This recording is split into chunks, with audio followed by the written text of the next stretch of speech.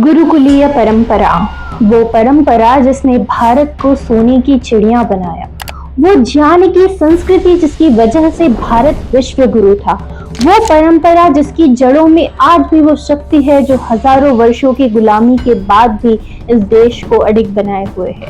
क्यों? क्योंकि भारत की आत्मा को संजीवनी मिलती थी गुरुकुलों से, गुरुजनों के आशीर्वाद से, संस्कारों से और वेद आदि शास्त्रों से। महाभारत के युद्ध के बाद यह परंपरा कम होने लगी और अपने मतांतर मुगलों और अंग्रेजों का राज होने लगा। पर आज भी जब पूरी दुनिया अंधाधुंध दौड़ में व्यस्त है, भारत के कोनों में कुछ गुरुकुल आज भी उस सत्य को सहेजे हुए हैं जो जीवन को अर्थ देता है। आज हम उसी पवित्र, उसी दिव्य परंपरा की यात्रा पर चलेंगे। नमस्ते, मैं आज आपसे किसी बीती हुई विरासत की नहीं बल्कि जीती जागती परंपरा की बात करने आई हूँ, जो आज भी बच्चों को केवल पढ़ाई ही नहीं बल्कि जीवन जीने की कला सिखा रही है। आज जब माता पिता अपने बच्चों को लेकर परेशान होते हैं कि वो मोबाइल से चिपके रहते हैं, कोई बात नहीं सुनते हैं, कोई काम नहीं करते हैं, तो हमें अपने भीतर झांक कर यह पूछना चाहिए कि क्या हम उनको वो माहौल दे पा रहे हैं कि वो अपने जीवन के अर्थ को समझ सकें, जीवन का क्या उद्देश्य है इसको समझ सकें। गुरुकुल यही वह स्थान है जब बच्चों का दूसरा जन्म होता है, संस्कारों में, ज्ञान में और चरित्र में।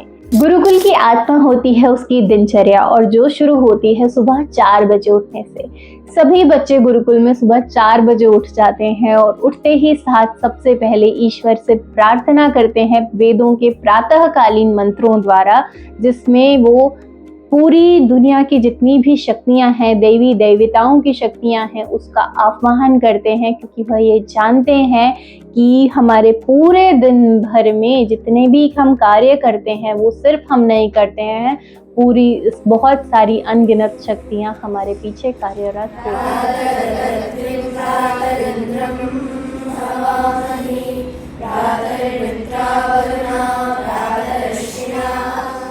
यही वह स्थान है जहाँ पर बच्चा ये सीखता है कि वो इस यूनिवर्स का पार्ट है और यूनिवर्स उसका पार्ट है। फिर सभी बच्चे उसके बाद योग करते हैं, प्राणायाम करते हैं, जिससे शरीर बलवान बनता है और साथ के साथ मन भी बलवान बनता है, मन भी स्थिर होता है। इसके बाद स्नान आदि करके सभी बच्चे यज्ञ करते हैं, यज्ञ अर्थात हवन करते हैं।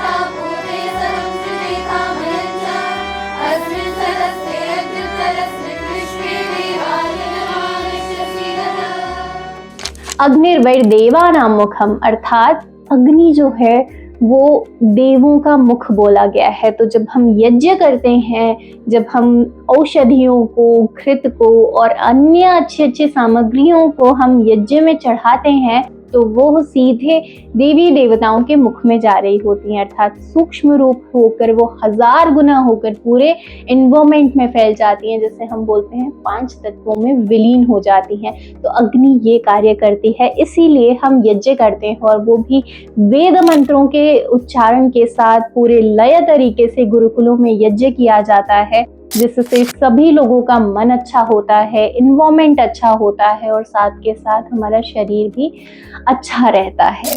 तो इसीलिए इसको बोला जाता है यज्ञों वै श्रेष्ठतम कर्म, अर्थात यज्ञ पूरे संसार का सबसे श्रेष्ठ कर्म है। और इसी श्रेष्ठ कर्म करने के बाद बच्चे मंत्र अर्थात भोजन मंत्र पढ़ के, जिसमें वह अन्नदाता को धन्यवाद देते हैं और साथ में बहुत अच्छी प्रार्थनाएं करते हैं अन्न के लिए, और सभी को धन्यवाद देते हैं और यह बोलते हैं कि 4 पैर वाले हों चाहे 2 पैर वाले हों, सभी को ऐसा भोजन मिले। ऐसी प्रार्थना करने के बाद बच्चे प्रातः राश करते हैं, अर्थात ब्रेकफास्ट करते हैं, और वहाँ पे सात्विक भोजन मिलता है। तो सभी बच्चे सात्विक प्रातराश करके अपनी अपनी पाठशाला में जाते हैं, जहाँ केवल किताबी ज्ञान नहीं बल्कि जीवन जीने की शिक्षा दी जाती है। संस्कृत, विज्ञान, गणित और अन्य आधुनिक विषय जितने भी विषय हैं वो सभी बच्चों को पढ़ाए जाते हैं, सिखाए जाते हैं, ताकि वह अपनी अपनी पसंद के विषयों में आगे बढ़ सकें और अपने अपने मार्गों का चयन कर सकें। पर सबसे पहले यह सिखाया जाता है कि अच्छा इंसान कैसे बनना है। पुनः भोजन मंत्रों के द्वारा भोजन दोपहर का ग्रहण करते हैं और उसके बाद अपने अपने पसंद के रचनात्मक कार्य, शास्त्र कंठस्थ करते हैं और उसके बाद खेल कूद करके संध्या काल होते ही संध्या करते हैं। संध्या में भी फिर वेद मंत्रों द्वारा अपनी ईश्वर की प्रार्थना, स्तुति और सभी कुछ उसमें आता है, जिसमें कि हमारी रक्षा करने के लिए भी हम अपनी प्रार्थना करते हैं।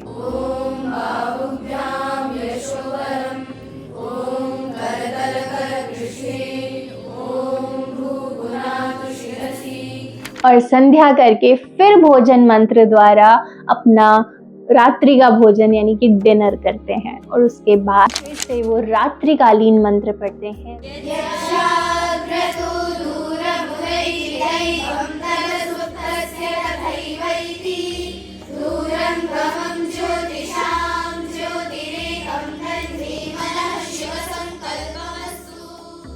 रात्रिकालीन मंत्रों में हर एक मंत्र में आया है तन्मे मनः शिव संकल्पमस्तु, अर्थात यह जो हमारा मन है वो शिव संकल्पों से युक्त हो जाए। शिव संकल्प अर्थात हमारे कल्याणकारी संकल्प, शुभ संकल्पों से युक्त हो जाए, हमारे अंदर कोई भी बुरा विचार ना आए, ऐसा हमारे मन के लिए हम प्रार्थना करते हैं।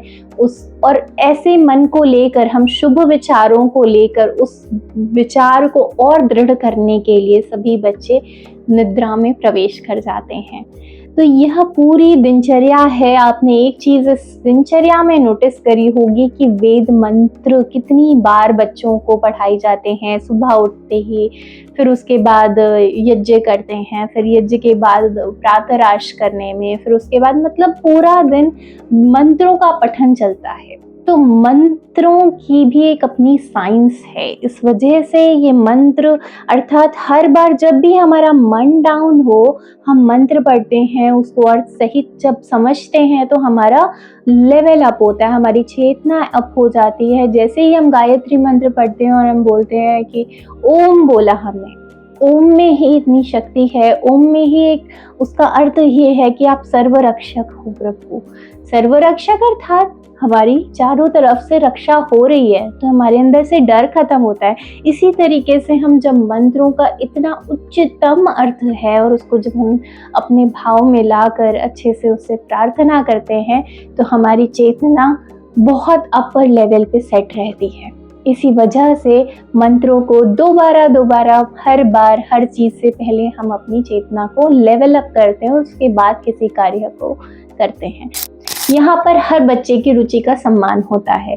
जो वैज्ञानिक बनना चाहता है उसके लिए वेदों का विज्ञान है, जो खेल कूद में जाना चाहता है उसके लिए वो मार्ग है, जो सेवा में जाना चाहता है उसके लिए सेवा का मार्ग है, जो कृषि में इंटरेस्ट रखता है उसके लिए कृषि का मार्ग है, और ऐसे ही अन्य अन्य जो जिस बच्चे को पसंद होता है उसको उसी चीज में बढ़ाया जाता है। यहाँ पे बच्चों को दूसरों से नहीं स्वयं से प्रतिस्पर्धा करना सिखाया जाता है, अपने टैलेंट को पहचानना होता है और उसके बाद स्वयं से ही अपनी ही आत्मा की शक्तियों को और जागृत करके बच्चों को और आगे अपने से ही कंपटीशन कराया जाता है ताकि उनकी जिस चीज में भी रुचि है उसमें वह सर्वश्रेष्ठ बन सकें। अब बात करते हैं गुरुकुल की जड़ की। गुरुकुल की जड़ है वेदादि शास्त्रों का अध्ययन, और यह सारे ही शास्त्र जो हमारे हैं वो संस्कृत में है, इसलिए संस्कृत गुरुकुलों में अनिवार्य होती है। अब आप पूछेंगे कि जब सारे ही वेदादि शास्त्रों का अनुवाद अवेलेबल है तो हम क्यों संस्कृत पढ़ें? तो जो इन शास्त्रों का मूल अर्थ जब हम अपनी तरह से समझते हैं तो वो हम संस्कृत में ही समझ पाते हैं, किसी भी मनुष्य के किए हुए अनुवाद से नहीं समझ सकते। इसलिए संस्कृत अनिवार्य है ताकि हम वेदादि शास्त्रों के सच्चे अर्थों को अपने अनुसार समझ सकें। इसलिए संस्कृत अनिवार्य है, और संस्कृत कोई मातृभाषा नहीं बल्कि इस यूनिवर्स सृष्टि का विज्ञान है। आज जब बच्चा मोबाइल में उलझा हुआ है तो ध्यान, एकाग्रता, संयम जैसे शब्द लुप्त से हो गए हैं। बाहर से तो व्यस्त दिखता है पर अंदर से बिल्कुल खाली है। वहीं गुरुकुलों में बच्चा बच्चा बनता है, धरती पर नंगे पांव दौड़ता है, भजन में ताली बजाता है, सबके साथ मिलकर रहता है, एक दूसरे को देना जानता है, खेलता है, कूदता है, नई नई जीवन से चीजें सीखता है और शांति से बैठकर ईश्वर को महसूस भी करता है। आप ही बताइए, क्या राजा दशरथ के पास कोई कमी थी कि वह अपने चारों बेटों को महलों में रखकर गुरुजनों के द्वारा शिक्षा नहीं ग्रहण करवा सकते थे? पर उन्होंने गुरुकुल भेजा।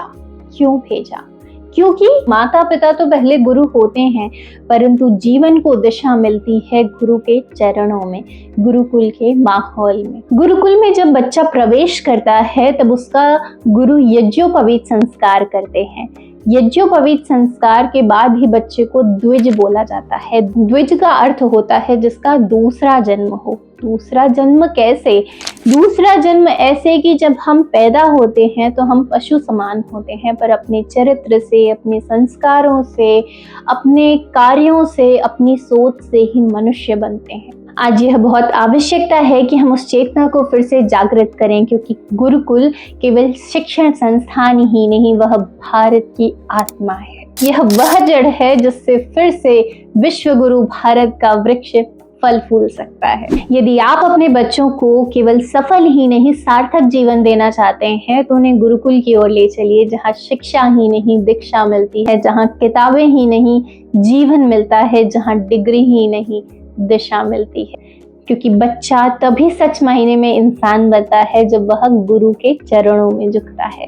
आशा करती हूँ इस बहुत बड़ी विशाल गुरुकुलीय परंपरा को अपने छोटे से वीडियो के माध्यम से आप तक पहुँचा पाई होंगी। कुछ थोड़ा बहुत मैंने बताया है, बाकी यह बहुत विशाल परंपरा है, बहुत गहरी जड़ें हैं इसकी।